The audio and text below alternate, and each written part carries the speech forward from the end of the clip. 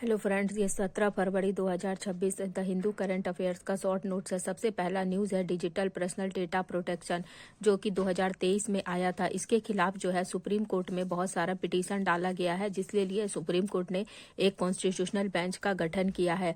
अब ये क्यों इतना मुद्दा में है वो पहले समझ लीजिए कि इसमें जो है पहले क्या था कि जितने भी सरकारी अधिकारी हैं, ठीक है, उन लोगों का एक एक्ट है, मतलब पर्सनल डेटा प्रोटेक्शन एक्ट के अंदर में एक सेक्शन, एक जो है वो सेक्शन है जिसमें 81J सेक्शन। ये सेक्शन क्या कहता है कि जितने भी सिविल सर्वेंट है, मतलब जितने भी सरकारी अधिकारी है, उनसे उनका जितना भी व्यक्तिगत जानकारी है या फिर उनका जितना भी व्यक्तिगत जानकारी है उसको जो देना है वो बहुत ही अनिवार्य है। ठीक है, मतलब सार्वजनिक हित में उनका जो व्यक्तिगत जानकारी है वो देना जो है अनिवार्य है।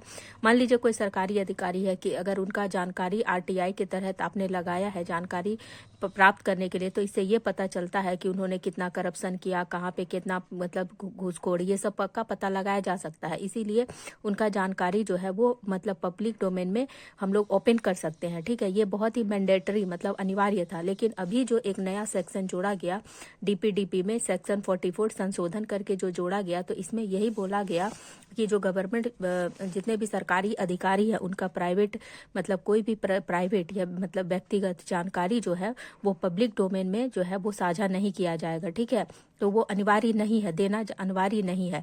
ठीक है, RTI के अंतर्गत जो सेक्शन 1J ये है, ठीक है, इसमें संशोधन कर दिया गया। तो इससे क्या हो रहा है कि करप्शन जो भ्रष्टाचार है जो उजागर हो रहा था, अब ये उजागर नहीं हो पाएगा इस तरह का सेक्शन। तो इसी के लिए लेकर इसका ऊपर जो है मुद्दा है। इसका क्वेश्चन जो है वो मेंस में भी आने का संभावना है, तो इसको आप अच्छे से पढ़ लीजिएगा और तैयार कर लीजिएगा। ठीक है, मतलब उसमें क्या था कि एक वर्ड है व्यापक जनहित, खंड को ही हटा दिया गया। तो आपसे क्वेश्चन में यही पूछा जा सकता है कि सेक्शन 81J क्या है, किससे रिलेटेड है, या फिर इसी को स्टेटमेंट बना देंगे, स्टेटमेंट बना के आपको दे देंगे। तो आपको कंफ्यूजन करने में तो संशोधन करके ये ऐड किया गया है सेक्शन 44 संशोधन करके, और पहले क्या था सेक्शन 81J था। ठीक है, उसके बाद नेक्स्ट न्यूज़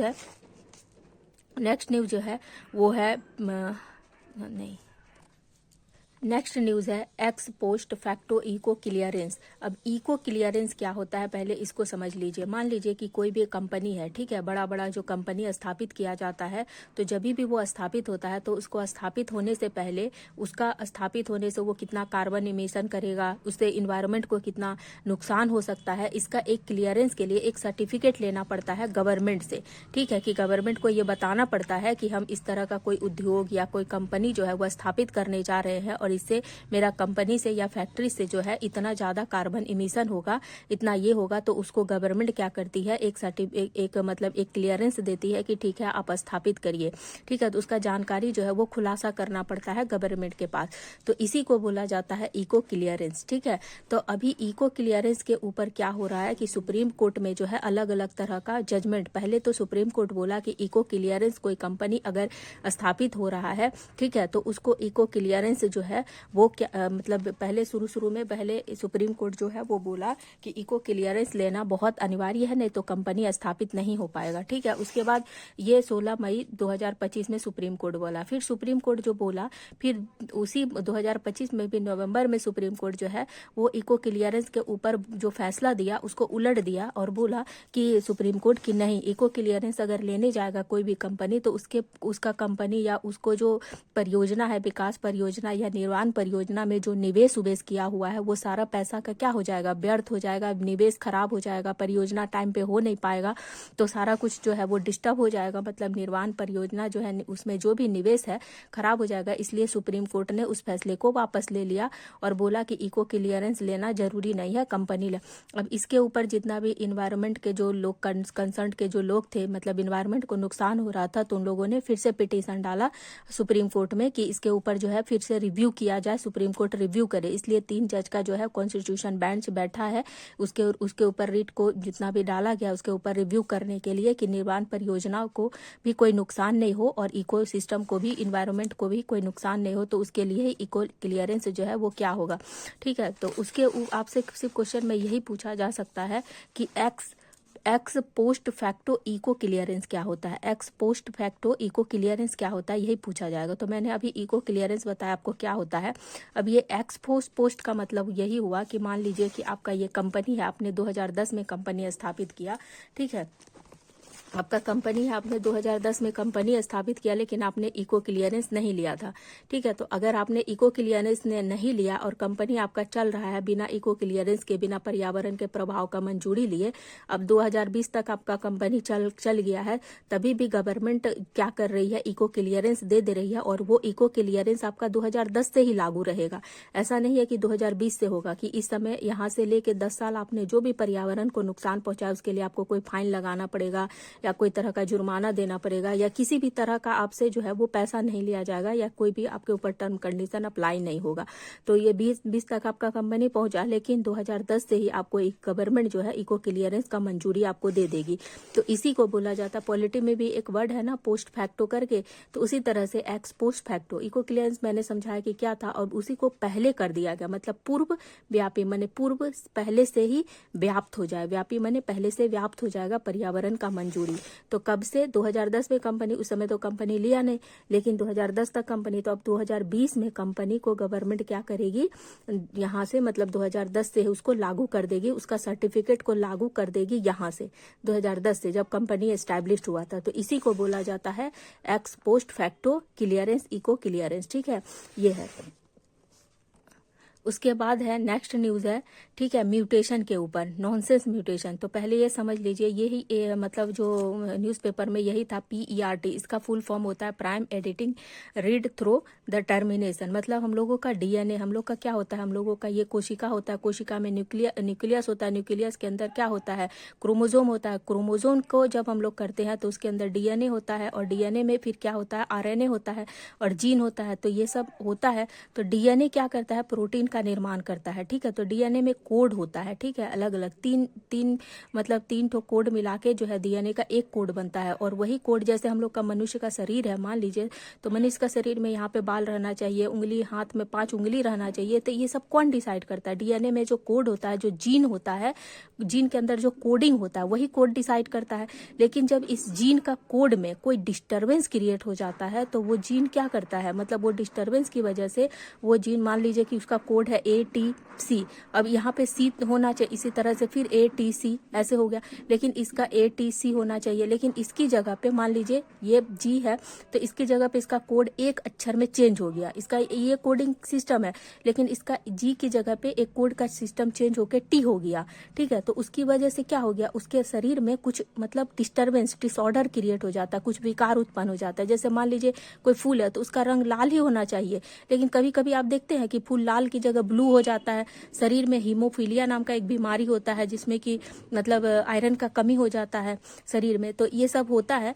तो ये सब क्यों होता है कि जीन में जो कोड बना होता है, वो कोड में कुछ चेंज आ जाता है, ठीक है, मतलब उत्परिवर्तन जिसको बोलते हैं म्यूटेशन। म्यूटेशन मतलब हम लोग का शरीर में ये होते रहता है, कुछ ना चेंज होते रहता है। जब आपको डीप में, जिन्होंने साइंस के स्टूडेंट होंगे, पढ़े होगा जिन्होंने, म्यूटेशन तो क्या होता है, बोला जाता है कि मछली उछली था, मछली का ही प्रजाति में म्यूटेशन हुआ, म्यूटेशन से मेढक बन गया।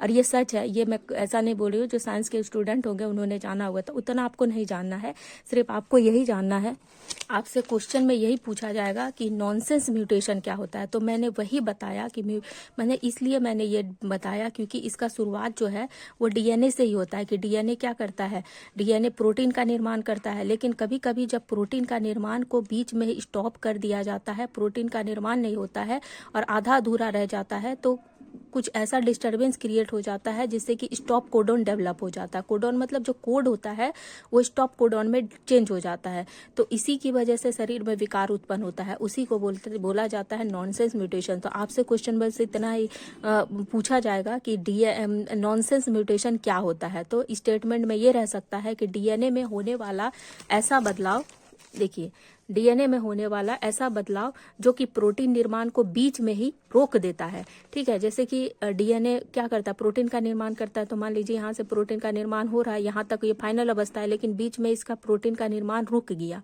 ठीक है, तो बीच में ही रुक गया मतलब स्टॉप कोडॉन जो है वो बन जाता है। ठीक है, बीच में ही रुक जाता है, जिसकी वजह से सर क्या होता है, सामान्य अमाइनो एसिड कोडॉन को समय से पहले स्टॉप कोडॉन में, मतलब अमाइनो एसिड ही बताता है प्रोटीन को आगे चल के, तो स्टॉप कोडॉन में बदल देता है, जिससे कि छोटा और नॉन फंक्शनल प्रोटीन मतलब गैर कार्यात्मक प्रोटीन का निर्माण हो जाता है। ठीक है, डीएनए है, डीएनए से प्रोटीन का निर्माण होता है। प्रोटीन क्या करता है, अमाइनो एसिड मतलब अमाइनो एसिड्स में क्या होता है, स्टॉप कोडॉन डेवलप हो जाता है, जिससे कि नॉन फंक्शनल प्रोटीन का निर्माण हो जाता है।